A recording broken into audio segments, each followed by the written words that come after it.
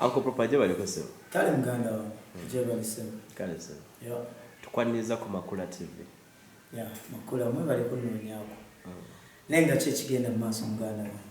Bitambula. Embeera watulaba endabika yakyuka toli proper oli gwetwasanga ne biseera bire by'emabega. Okyuse ne kaluka akomawo kali aka proper oli ow'emabega. Akasente wakafuna akawali olajalira oba embeera okukyukamu or something. Basically sijja kugamba nti Mukama tankoze bulungi kuba ne baba omuntu omu babiri basatu bana bataano. Uganda nyimbidde abantu bangi abali wano ne Bulaaya. Ne muganda wange nno wali abantu abaddala abavuddeyo ne bagamba Dr. Proper abantu ne banzijukiza bye nabakolera. Kikisinze okusanyusa emmeme yange. Nti n'ababadde bandaba ku live nga wavaayo omuntu agamba wangulira ebitabo waliyo omwami bamuyita Brian Starch ali mu America.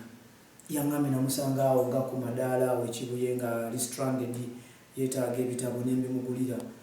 Abayayi be nali nabo ne bagamba wa nimba yabadde abenzijukiza.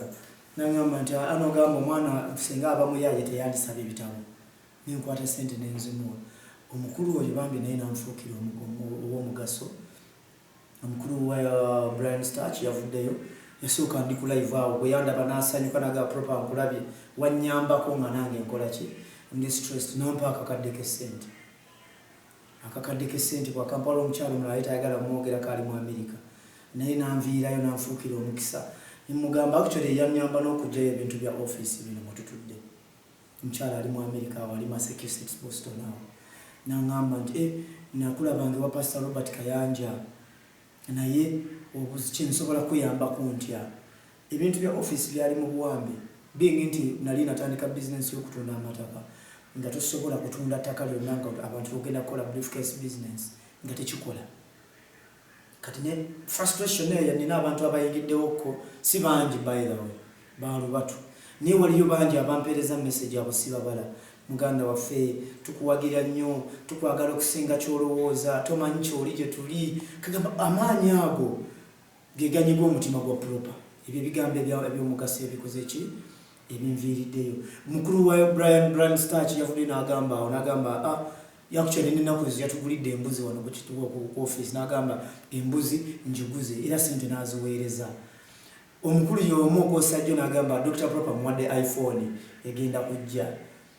Abantu bwe batyo mbafunye nga gye bali lwakuba nti kyakusaalirwa kunene nti shows sinazifuna naye ndi muntu akkiriza mu kukwata empola slow but sure kuba ebyali byagenda nzikiriza nti njagenda mbinunula kebeere ennyumba yennyini.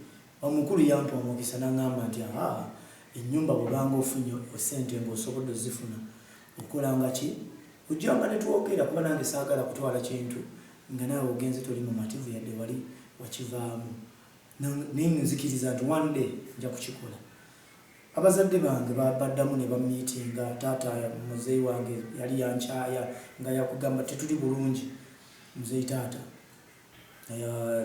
family yange njogerako bulijjo empigi muzeeyi Soza Rosias tebaagala boogerako mu mawulire wantu wona naye nabanyonyola lwaki nkyogerako lwaki mboogerako era ne mbanjula mu nnyanjula bwetyo nti bemba family eyanzija mu ddwaliro neerera.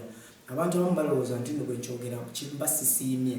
No, waliwo omuntu okubeera omuzadde obuzaazi ne wabaawo n'omuntu oli ayakola ekisinga n'eyo oli yazaala. Omuntu oyo yakuyola n'akukuzanga mwana we mwennyini era oba mba mwana we naye alina ak'enjawulo okitegeera kuba yalina eddembe okugamba nti nange nzadde abange oyo agiredde ebbali.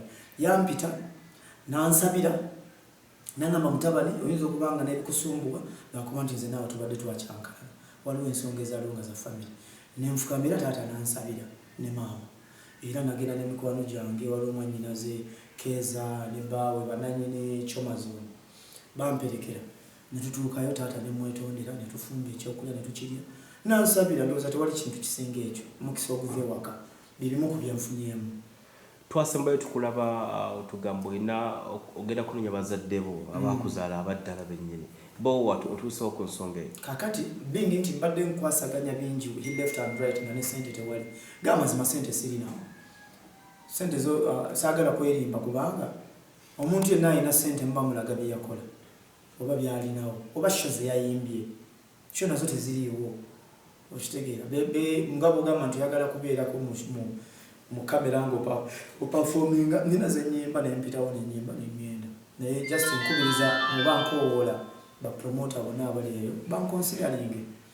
Waliwo omupromota gwe nabuuza naŋŋamba nti property twakuwanga shows twebuuzanga tugenda kuwa ssente mmeka kubanga olwedde wali olabika nga oli mugagga ekimala neŋŋamba naye talent nagirina because obanga ataddewo ennugu nti proper abanga alinamu akasente ate tetumuwa naye ate bayimbi bannange bonna bakyagulanye babobi babebe bakamiiri bonna bagagga naye ate nze zange zaggwawo okitegeera zaggwawo ate nga lasaazikola mu ndongo saagala kulimba nti zaali za ndongo nalina erinnya nentambulizaako bizinesi zange bakaddo era nga buli omu bw'abale tamanyi nti proper atunda amataka nti bizinesi yange tulina abantu betumanyi abatunda amataka nga bayimbi naye nga tebaavaayo mu lujjudde naye nga bakristo wajjadde naye nga abantu bakimanyi nti kristo wajjadde muyimbi naye mutunzi w'amataka ne bayimbi bannaffe babikola.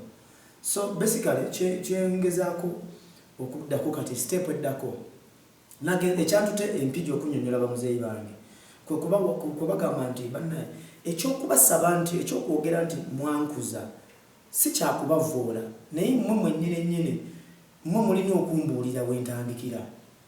Actually taata yamaliriza nga mbuulidde amannya gaali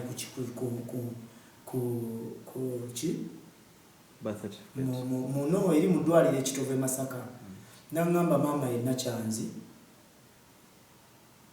ababa bakyalo sijja kulima bali bamanyiganye bagendayo bwe baba bagenda okuwa omwana mu ddwaliro their papers you sign of course 82 ezo record zaaliyo kuba nange nazituukako nagendayo mu ddwaliro I think 2016 2015 ab'ekitovu bandabako n'olundi okusukka ogumu nga ngenza okutinkula ku fayiro ndabe ebiriyo kakati taata kwe kunnyinnyonnyola naŋŋamba nti era guno kati vuogwososola okunzijjako eno interview taata naŋŋamba nti abazadde bange taata baali bamuyita Kasolo nga maama yenna kyanzi naye baali baava Luweero olw'entalo ezaali e Luweero kubanga Masaka yali tannataagulwa ne baddawa